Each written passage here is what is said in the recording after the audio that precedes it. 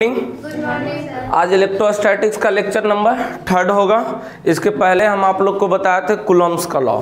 Coulomb's law क्या बताया था कि दो आवेशों के बीच क्या होता है, लगने वाला आकर्षण या विकर्षण बल क्या होता है, आवेशों के गुणनफल के समानुपाती तथा उनके बीच के दूरी के वर्ग के व्युत्क्रमानुपाती, यही बताया था ना, दो आवेश। तो अब आज पढ़ेंगे limitation of Coulomb's law. Coulomb's law की क्या लिमिटेशन है, क्या सीमाएं हैं, ठीक है। तो इसमें दो आवेश रखे थे Q1 और Q2, यही रखे थे ना। अगर पॉजिटिव आवेश रखे थे, पॉजिटिव नेगेटिव आवेश भी रख सकते हैं, और इसके मध्य के बीच की दूरी r था। तो कूलम्ब्स का नियम कहता है, जैसा कि चैप्टर का ही नाम है इलेक्ट्रोस्टैटिक्स, मतलब जो आवेश होगा वो अस्थिर रहेगा। इलेक्ट्रो मतलब चार्ज और स्टैटिक्स मतलब अस्थिर, ठीक है। तो इलेक्ट्रोस्टैटिक्स जो चार्ज एट रेस्ट में रहेगा, ठीक है। तो कूलम्ब्स के नियम चार्ज एट रेस्ट के लिए ही दिया गया है, मूविंग बॉडी के लिए, मूविंग आवेश के लिए नहीं दिया गया है, ठीक है। तो पहला लिमिटेशन या किसका क्या है कि यह नियम केवल अस्थिर आवेशों के लिए सत्य है। जब चार्ज कोई मूव नहीं कर रहा, यहाँ एक पार्टिकल आवेश है, एक पार्टिकल आवेश यहाँ, दोनों एक दूसरे अपने स्थान पे ही है, वो मूव नहीं कर रहा, तो एक ऐसे किसके लिए है, ये स्थिर आवेश के लिए सत्य है। गतिशील आवेश के लिए ये सत्य नहीं है। पहला लिमिटेशन हो गया, कोई दिक्कत। दूसरा लिमिटेशन कहता है यह नियम केवल बिंदु आवेश के लिए सत्य है। यह नियम केवल पॉइंट चार्जेस में लेते थे, बड़ा बड़ा चार्ज नहीं लेते, देखो छोटे छोटे पॉइंट चार्ज ले रहा था। Q1 और Q2 क्या ले रहे थे, पॉइंट चार्ज। तो यह आवेश केवल पॉइंट चार्ज के लिए सत्य है, ठीक है, पॉइंट चार्ज के लिए सत्य है। दूसरा बात देखते हैं कि अगर इसके बीच की दूरी एकदम कम ना तो कर सकते हैं, ना तो बीच की दूरी बहुत अधिक। अगर बहुत कम कर देंगे तो इसके बीच का दूरी क्या होगा, फ्लक्स क्या होगा, अट्रैक्शन आकर्षण या विकर्षण का गुण ज्यादा अनुभव नहीं होगा। और बहुत दूर कर देंगे तो भी नहीं होगा, हाँ? बहुत दूर कर देंगे तो भी एक आवेश से यहाँ, एक आवेश एकदम बहुत दूर में, एक आवेश यहाँ रखे, एक आवेश तो दूसरे के बीच में एक आकर्षण या विकर्षण का गुण लगेगा, आकर्षण या विकर्षण का बल कार्य करेगा, नहीं करेगा। तो यह नियम 10 के पावर -15 से कम की दूरी पर भी नहीं है, और 10 के पावर -15 मतलब कि ये बहुत ज्यादा दूरी तक के लिए भी सत्य नहीं है, ठीक है। बहुत अधिक दूरी तक यानी अनंत दूरी तक के लिए भी ये सत्य नहीं है। तो ये इसका कूलम्ब्स का नियम का कुछ लिमिटेशन है, कोई दिक्कत। अब हम आगे पढ़ेंगे एकांक आवेश, ठीक है, यूनिट चार्ज। तो इसको पहले लिख ले, सभी लोग लिखे इसको बाबू। यूनिट चार्ज पढ़ेंगे। यूनिट चार्ज क्या है इसको आप समझेंगे। एकांक आवेश, अभी हम कूलम्ब्स लॉ में क्या क्या पढ़े थे बाबू, कूलम्ब्स लॉ में क्या पढ़े थे, F equal to K Q1 Q2 बटा R²। कूलम्ब्स इक्वेशन से भी हम कूलम्ब्स लॉ में हम चीज पढ़े थे, ठीक है, कोई दिक्कत, हाँ। और K क्या था, कांस्टेंट था, जिसका वैल्यू क्या था, K का मान क्या था, 1/4 पाई एप्सिलॉन नॉट। और एप्सिलॉन नॉट ये बताया थे वैक्यूम या एयर के लिए होगा, जिसका मान 8.85 गुने 10 के पावर -12 होगा। और इसका SI मात्रा क्या हो जाएगा, इसका SI मात्रा कितना होगा, एप्सिलॉन नॉट का मान क्या, 8 × 8.5 गुने 10 के पावर -12 कूलम स्क्वायर प्रति न्यूटन मीटर स्क्वायर, कोई दिक्कत, ये हो जाएगा।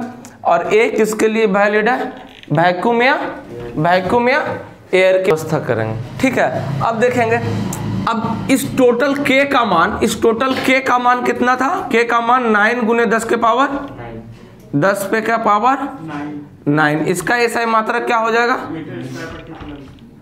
न्यूटन मीटर स्क्वायर प्रति कूलम स्क्वायर। तो इसका मान कितना हो जाएगा, ये हो जाएगा 9 गुने 10 के पावर 9 न्यूटन मीटर ऐसे देखें ना, इसको यहाँ पुट करिएगा एप्सिलॉन नॉट का मान, और पाई का मान 3.14 या 22/7 पुट करिएगा, तो ये आपको सॉल्व करके इतना आ जाएगा। ठीक है, चलिए तो बाबू यूनिट आवेश के लिए हम क्या करेंगे, यूनिट आवेश के लिए ये क्या है, आकर्षण या विकर्षण बल। ठीक है, यूनिट आवेश के लिए यदि इसको डिफाइन भी करते हैं, पहले हम कुछ मैथमेटिकल देख लेते हैं। यदि F का मान, आकर्षण बल या विकर्षण बल का मान 9 × 10⁹ न्यूटन ले ले, 9 × 10⁹ न्यूटन ले ले, और Q1 बराबर Q2 बराबर Q हम मान लें, एकांक आवेश Q1 बराबर Q2 बराबर हम Q मान लें, तो हमारा, और इसके बीच की दूरी को हम क्या मान लें, 1 मीटर, इसके बीच की दूरी यानी R को हम मान लें 1 मीटर, तो क्या होगा बउआ, तो क्या निकल के आ जाएगा, Q1 Q2 को हम मान लिए Q, हाँ, तो हमारा क्या हो जाएगा बाबू, देखो तो F बराबर, यानी F का मान क्या हो जाएगा 9 × 10⁹ K का मान तो हमारा होता ही है इतना, 9 × 10 के, नहीं इसको हम माने हैं, यदि इतना आकर्षण बल को इतना न्यूटन माने हैं। ठीक है, और अब K का मान तो इतना होता ही है, और Q1 Q2 को क्या मान लिए, Q × Q यूनिट चार्ज में लाने के लिए, बटे डिस्टेंस को क्या माने 1 मीटर स्क्वायर। तो बउआ देखो दिस से दिस कट गया तो 1 हो जाएगा, 1 बराबर Q स्क्वायर, तो Q स्क्वायर बराबर हो जाएगा 1, तो Q बराबर हो जाएगा ±1। अब इसको डिफाइन करते हैं, यहाँ तक समझ में आया, ये तो मैथमेटिकली कुछ देख लिए, अब इसको डिफाइन करते हैं। तो इसको आप डिफाइन कैसे करेंगे, एकांक आवेश को डिफाइन कैसे करेंगे, वह आवेश जो अपने बराबर परिणाम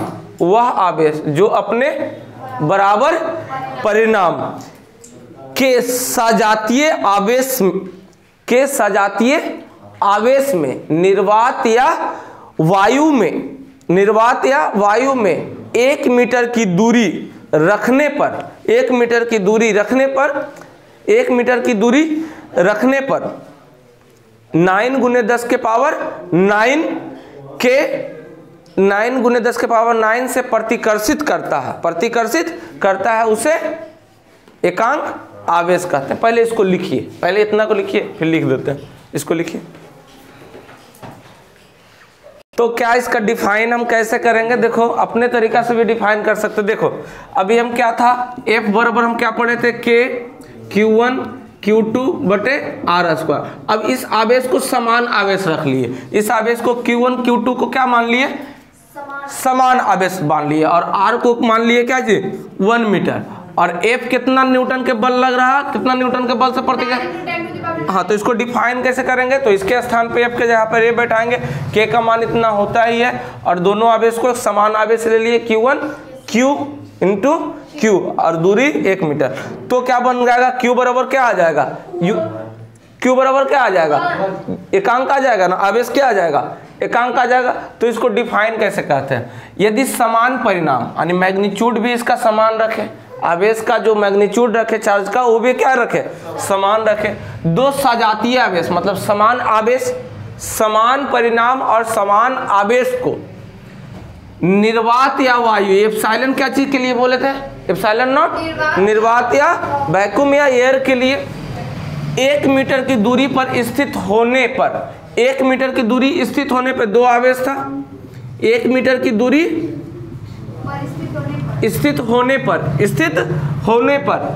9 × 10⁹ न्यूटन के बल से प्रतिकर्षित करे। अगर इतना 1 मीटर की दूरी पर रखे तो कितना बल से प्रतिकर्षित कर रहा था, 9 × 10⁹ न्यूटन के बल से प्रतिकर्षित करे, तो प्रत्येक आवेश क्या कहलाएगा, प्रत्येक आवेश क्या कहलाएगा, देखो एक आ गया, दोनों आवेश क्या हो गया, प्रत्येक आवेश क्या कहलाएगा, एकांक आवेश कहेगा। इसी को दूसरा डिफाइन हम क्या किए, दूसरा डिफाइन इसमें क्या किए, वह आवेश जो अपने बराबर परिमाण तथा बराबर आवेश से निर्वात या वायु में 1 मीटर की दूरी रखने पर 1 मीटर की दूरी रखने पर 9 × 10⁹ न्यूटन के बल से प्रतिकर्षित करें तो उसे हम एकांक आवेश कहेंगे। उसे हम एकांक आवेश कहेंगे। कोई दिक्कत समझ में आ गया? प्रतिकर्षित मतलब दूर या पास करना। प्रतिकर्षित वही आकर्षण दूर है, दो समझातीय प्रतिकर्षित करता। अगर समझातीय रहेगा तो क्या होगा? हाँ, रिपेल होगा, प्रतिकर्षित होगा। समझातीय रहेगा तो क्या होगा? प्रतिकर्षित रहेगा। तो हम एकांक आवेश को इस तरह से डिफाइन कर लिए। कोई दिक्कत? इसको लिख लीजिए, डिफाइन को यहाँ लिख दिए। अगला क्या पढ़ेंगे? Relative permittivity. ठीक है, रिलेटिव परमिटिविटी, अपेक्षित विद्युतशीलता या इसी को बोलते हैं पैरावैद्युतांक। ठीक है, पैरावैद्युतांक। अब देखेंगे क्या होता है। रिलेटिव बोल रहा है, रिलेटिव परमिटिविटी। एप्सिलॉन नॉट को क्या बोले थे? परमिटिविटी। एप्सिलॉन नॉट को क्या बोले थे? परमिटिविटी। ठीक है, इसी को ऐसे बोलते हैं एप्सिलॉन। हाँ, पैरावैद्युतांक बताए थे ना, और या विद्युतशीलता भी उसी को बोलते हैं। रिलेटिव मतलब कि दो मीडियम होना चाहिए, किसी के साथ रिलेट करेंगे। तो एक वो एयर वाला हम जान गए थे एप्सिलॉन नॉट, एक और मीडियम लेंगे। दो मीडियम का जो रेशियो होगा दोनों मीडियम से, ठीक है, तो दो मीडियम यहाँ पे होगा। तो रिलेटिव परमिटिविटी मतलब क्या होगा? अब दोनों मीडियम, पहला मीडियम हम एयर को ले लेते हैं। पहला मीडियम हम अगर दो आवेश रखे थे Q1 और Q2, दो आवेश रखे थे और इसकी बीच की दूरी हम R रखे थे, तो इसके लिए एयर या वैक्यूम के लिए क्या हुआ था? एयर लो तो बोला, एयर या वैक्यूम के लिए क्या हुआ था? एयर या वैक्यूम के लिए क्या हुआ था? F बराबर मेरा क्या हुआ था बाबू? F बराबर क्या हुआ था? F बराबर हुआ था K Q1 Q2 बटे, और इस K का मान हमको पता था कितना था? 1/4 पाई एप्सिलॉन नॉट। किसके लिए था? एयर के लिए। ये किसके लिए? एयर या वैक्यूम के लिए। Q1 Q2 बटे R²। तो इसको हम एयर के लिए मान लिए या वैक्यूम के लिए, ऐसे छोड़ देते हैं। ठीक है, ये मेरा एयर या वैक्यूम। अब दूसरा कोई मीडियम ले लिए, सपोर्ट है दूसरा मीडियम हम वाटर ले लिए। दूसरा मीडियम हम क्या ले लिए? वाटर। उसमें आकर्षण या प्रतिकर्षण बल क्या होगा? ठीक है, उसमें अब दूसरा मीडियम हम वाटर ले लिए और दूसरा मीडियम हम कुछ ले लिए, एक अलग मीडियम हम वाटर ले लिए। तो एक मीडियम ले लिए, कोई भी मीडियम के लिए, कोई भी मीडियम के लिए। तो यहाँ पे क्या होगा? 1/4 पाई एप्सिलॉन से। ये मीडियम के लिए, इसमें M भी लगा सकते हैं। कोई मीडियम दूसरे मीडियम के लिए, कोई दूसरे, और हमारा आवेश को समान रखना है। आवेश और दूरी को क्या रखना है? समान रखना है। अब दोनों में रिलेटिव परमिटिविटी को देखते हैं, परमिटिविटी को देखेंगे कि क्या होगा। हाँ, इसको हम सूचित करते हैं एप्सिलॉन R से, एप्सिलॉन R से सूचित करते हैं। रिलेटिव परमिटिविटी को एप्सिलॉन R से सूचित करते हैं। तो क्या होगा? आवेश को हम उतना ही रखेंगे जितना इसमें आवेश है, उतना ही आवेश Q1 Q2, और दूरी को भी हम उतना ही रखेंगे। अब देखो बाबू, दोनों मीडियम की अगर बात कर रहे हैं, अब दोनों में रिलेट करते हैं, रिलेटिव निकालना है, दोनों में रिलेट करते हैं। तो इसको मान लेते हैं समीकरण फर्स्ट और इसको समीकरण सेकेंड। तो समीकरण फर्स्ट और सेकेंड को देखने पर क्या होगा? रिलेटिव परमिटिविटी क्या होगा? तो F डिवाइड F(m) कर दे। कोई दिक्कत? दोनों मीडियम का देख रहा है, तो इसके लिए क्या हो जाएगा बउआ? देखो तो 1/4 pi epsilon not Q1 Q2 बटे, और इसके लिए 1/4 पाई एप्सिलॉन Q1, खाली यही चेंज ना हुआ, Q2 बटे, देखो दिस क्या बच गया बउआ? यहाँ लिख देते हैं। तो F/F(m) मतलब मीडियम के लिए, ये एयर के लिए या वैक्यूम के लिए, इसको ऐसे छोड़ देते हैं। तो ये हो जाएगा एप्सिलॉन मीडियम बटे एप्सिलॉन नॉट। देखो तो ये ऊपर चल जाएगा, 1/, है ना, ऊपर चल जाएगा। और इसी को हम लोग क्या कहते हैं, एप्सिलॉन आर। तो यही है बटे एप्सिलॉन आर। अगर मीडियम के लिए निकालेंगे तो क्या होगा, मीडियम के लिए क्या होगा, एप्सिलॉन आर बटे एप्सिलॉन। अब इसको डिफाइन करना, अपेक्षित विद्युतशीलता को डिफाइन क्या करेंगे, अपेक्षित विद्युतशीलता को क्या डिफाइन कैसे करेंगे, अपेक्षित विद्युतशीलता को क्या डिफाइन करेंगे, किसी माध्यम में विद्युतशीलता, किसी माध्यम में विद्युतशीलता तथा वायु या निर्वात में विद्युतशीलता के अनुपात को, वायु या निर्वात में विद्युतशीलता के अनुपात को क्या बोलेंगे, अपेक्षित विद्युतशीलता या परावैद्युतांक या फिर रिलेटिव परमिटिविटी कहेंगे। कोई दिक्कत, कोई दिक्कत वाली बात, इसका यूनिट लेस है, यूनिट तो दोनों का कट जाएगा ना, सेम रहेगा, ठीक है। तो इसी को क्या बोलेंगे, मीडियम के लिए फिर ये क्वेश्चन आता है, इसमें प्रश्न भी आता है। तो मीडियम के लिए क्या होगा, ये रिलेटिव इनटू एरिया वैक्यूम की विद्युतशीलता। तो इसका डिफाइन भी हम लोग लिख लेंगे बहुत इजी से, डिफाइन भी हम लिख लेंगे। कैसे लिखेंगे, किसी माध्यम की विद्युतशीलता एप्सिलॉन एम या एप्सिलॉन सिर्फ लिख देते हैं, किसी माध्यम की विद्युतशीलता एप्सिलॉन तथा वायु या निर्वात की विद्युतशीलता के अनुपात को, वायु या निर्वात की विद्युतशीलता के अनुपात को क्या बोलेंगे, अपेक्षित विद्युतशीलता कहेंगे। कितना अच्छा डिफाइन, कोई दिक्कत। किसी माध्यम, कोई भी माध्यम हो सकता है, वाटर हो सकता है, लिक्विड हो सकता है, ऑयल हो सकता है, कोई भी मीडियम हो सकता है, लेकिन ये सिर्फ वायु या वैक्यूम निर्वात में, ठीक है। तो ये कोई भी दूसरा मीडियम और इसके वायु या निर्वात के मीडियम को के अनुपात को क्या बोलेंगे, अपेक्षित विद्युतशीलता कहेंगे। एकदम अच्छा से समझ में आया कि नहीं, कोई दिक्कत। डिफाइन लिखा जाएगा, यहाँ पे कोई भी मीडियम हो सकता है, हम वाटर, जैसे अब यहाँ पे एक एप्सिलॉन नॉट जो है वो एयर के लिए 1 होता है, 1 होता है। एप्सिलॉन कोई मीडियम के लिए, अगर वाटर के लिए एप्सिलॉन नॉट वाटर के लिए 81 होता है। ये डाटा है, कुछ ये डाटा है, ठीक है।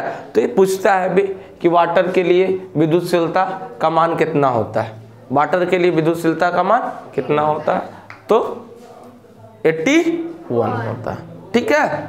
इसको हम मैथमेटिकली भी निकाल के देखेंगे, कोई दिक्कत। तो लिखा जाएगा अपेक्षित विद्युतशीलता का डिफिनेशन लिखा जाएगा, ये किसी भी मीडियम का था और ये वायु या निर्वात के अनुपात क्या कहेंगे, अपेक्षित विद्युतशीलता कहेंगे। कोई दिक्कत। बल के टर्म में भी देख सकते हैं, बल के टर्म में भी देख सकते हैं। इसको क्या बोल दिए, तो यहाँ पे क्या, आकर्षण बल किस में, वायु निर्वात में, तथा किसी मीडियम के अनुपात को क्या बोलेंगे, अपेक्षित विद्युतशीलता। जैसे लिखे वैसे हम डिफाइन भी कर सकते हैं, कोई दिक्कत। तो यहाँ तक आज के क्लास यहीं तक, कल हम आगे पढ़ेंगे इलेक्ट्रिक फील्ड और इलेक्ट्रिक फील्ड लाइन, ठीक है। तो आज के लिए इतना ही। सब लोग चैनल को सब्सक्राइब शेयर लाइक करना, ठीक है। बाय।